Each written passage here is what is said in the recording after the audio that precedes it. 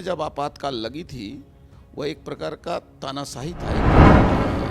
आलमीरा में बंद कर दिया गया, उसकी आत्मा को समाप्त कर दिया गया। श्रीमती इंदिरा गांधी और उनके पुत्र संजय गांधी ने एक आतंक पैदा किया था पूरे देश में। हाल के महीनों में, हाल के वर्षों में भारत की राजनीति में एक ऐसा नारा लगने लगा है जिसकी कल्पना किसी ने नहीं की थी। यह नारा उस वक्त भी नहीं लगा जब इस देश में आपातकाल लागू हुआ था। यह नारा उस वक्त भी नहीं लगा जब जबरन इस देश में लोगों की नसबंदी कराई जा रही थी। हमारा इशारा आप समझ गए होंगे। नारा लग रहा है, मोदी तेरी कब्र खुदेगी। भारतीय राजनीति में इस नारे का क्या महत्व है, क्या इसकी असलियत है, क्या इसके पीछे गंदी सोच है, इस वक्त हमारे साथ बातचीत के लिए मौजूद हैं भारतीय जनता पार्टी के वरिष्ठ नेता और पूर्व प्रदेश अध्यक्ष रविंद्र राय जी, पूर्व सांसद भी हैं। सर, मोदी तेरी कब्र खुदेगी, ये नारा कहाँ ले जा रहा है देश को? विरोध हो सकता है, विचारधारा का विरोध हो, मन भेद हो, मतभेद हो, लेकिन ये जो नारा लगता है आजकल।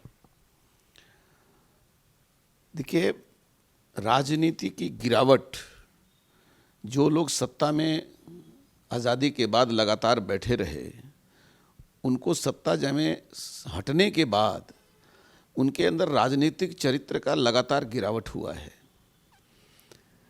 लोकतांत्रिक जो मूल्य हैं, लोकतांत्रिक जो व्यवस्था है, उसके प्रति जिनकी अनास्था है, यानी उसके प्रति जिनकी आस्था दिल से नहीं है, वे लोग इसी प्रकार के नारा लगाएंगे। अपने विरोधी के बारे में उनकी सोच की दिशा यही है कि जो मेरा विरोधी है उसे कब्र मिलना चाहिए। आपने स्वयं जो प्रश्न उठाया उसमें से ही रास्ता निकलता है कि 1975 में जब आपातकाल लगी थी, वह एक प्रकार का तानाशाही था। एक प्रकार नहीं, पूरी तरह से तानाशाही था। संविधान, भारतीय संविधान को एक प्रकार से आलमीरा में बंद कर दिया गया, उसकी आत्मा को समाप्त कर दिया गया। लोकतांत्रिक व्यवस्था का पूरी तरह से उनको एक प्रकार से प्रतिबंधित कर दिया गया। और उस समय श्रीमती इंदिरा गांधी और उनके पुत्र संजय गांधी ने एक आतंक पैदा किया था पूरे देश भर में। मुझे याद है, हम आपातकाल में भूमिगत आंदोलन में हम लोग शरीक थे, तो हम लोग कीड़ा की दवा मारने के एजेंट बन करके गांव जाते थे और किसी को नसबंदी के बारे में पूछने से वो भागने लगता था कि कोई जमराज आ गया है। तो 1967 से जो कांग्रेस का एक प्रकार से पतन शुरू हुआ और वो लगातार होता गया। बीच के कालखंड में कभी कभी परिस्थिति जन्य कारणों से कांग्रेस सरकार में किसी राज्य में आ गई, देश में आ गई, परंतु कुल मिलाकर के कांग्रेस का विघटन, कांग्रेस का सत्ता से च्युत होना, जो सिलसिला 1967 में शुरू हुआ, जब पहली गठबंधन की सरकार बिहार में बनी थी, तो मैं समझता हूँ अब उनका जो इस देश में राजनीतिक दिन थे वो लद गए हैं। सर, कभी आपने सुना कि जनता दल या फिर उससे पहले जनसंघ आप लोग थे, कहीं किसी ने नारा लगाया हो कि इंदिरा तेरी कब्र खुदेगी? कहीं कभी सुनाई पड़ा कान में? देखिए, जनता दल, जनता पार्टी का विलय हुआ था, उसमें सब लोगों ने अपने अस्तित्व मिटाकर विलय किया था, क्योंकि लोकतंत्र इस देश में बचाना था। तो हमारे तो इस तरह के नारे लगने के सवाल नहीं उठते थे। हमारे आज अटल बिहारी वाजपेयी का जन्मदिन है। अटल बिहारी वाजपेयी नेता विरोधी दल होने के बावजूद भी देश के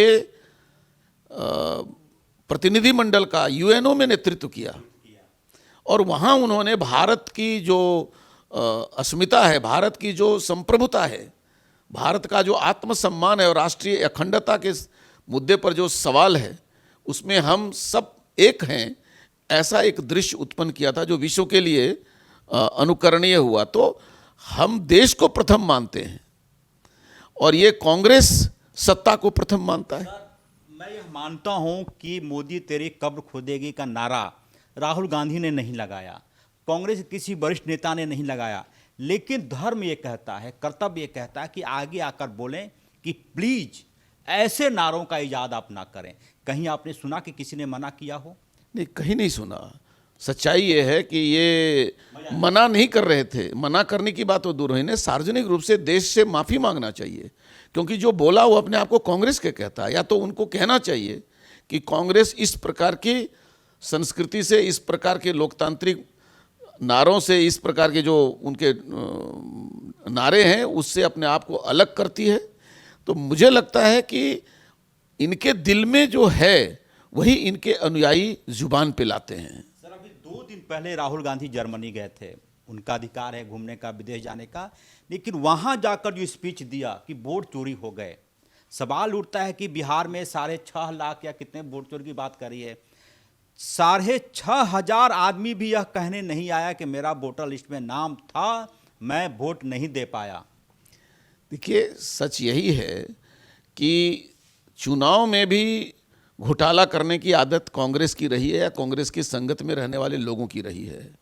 कोई जात के नाम पर, कोई गुंडागर्दी के नाम पर, कोई अफवाह करके, कोई सांप्रदायिक तनाव पैदा करके ये जीतते रहे।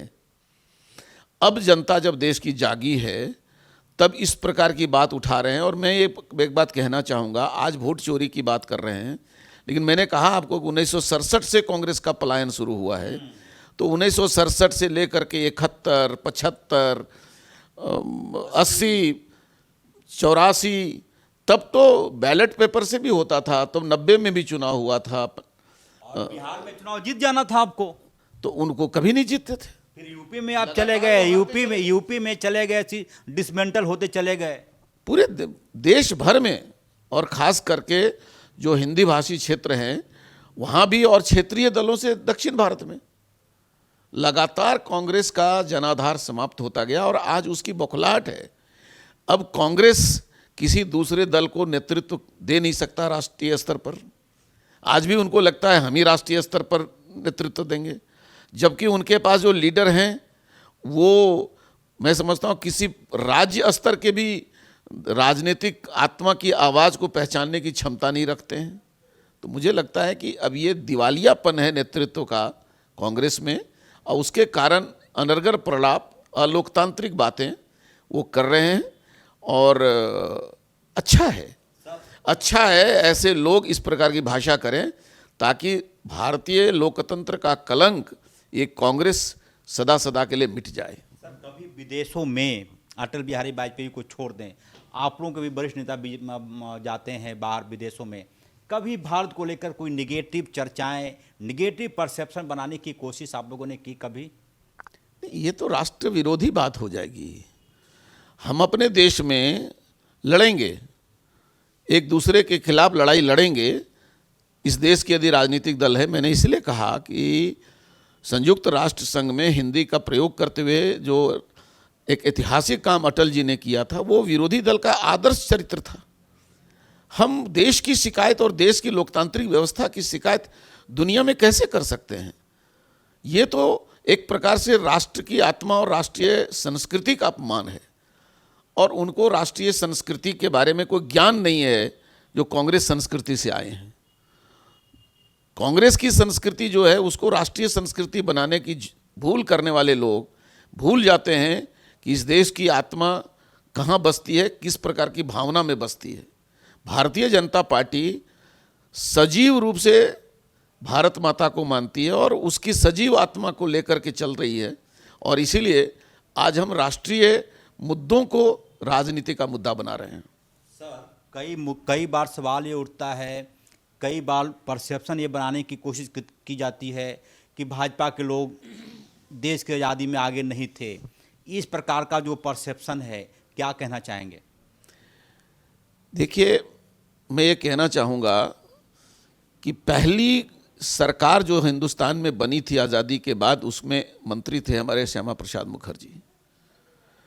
और उस संस्कृति में भी बंटवारे की जो दुर्गंध थी, वो जब सुनाई देने लगी, दिखाई देने लगी, उसकी दुर्गंध आने लगी, तो उन्होंने पहली सरकार को त्याग पत्र देकर के एक नई राजनीतिक संस्कृति की शुरुआत की थी। वो थी भारतीय राष्ट्रीय संस्कृति। वही आज बीजेपी के रूप में फलीभूत हो रही है। और मैं समझता हूँ ये देश की आत्मा की पुकार है, भाजपा उसको पूरा करेगी। चलिए, हमारे साथ रविंद्र राय, भाजपा के वरिष्ठ नेता। ऐसे नारों से इन्हें तकलीफ होती है कि कम से कम विरोध होना चाहिए, विचारधारा का विरोध, मन का विरोध, मत का विरोध, लेकिन मोदी तेरी कब्र खुदेगी जैसे नारों से परहेज किया जाना चाहिए। सहयोगी बिक्की के साथ ऑफ द रिकॉर्ड के लिए रांची से अजय लाल।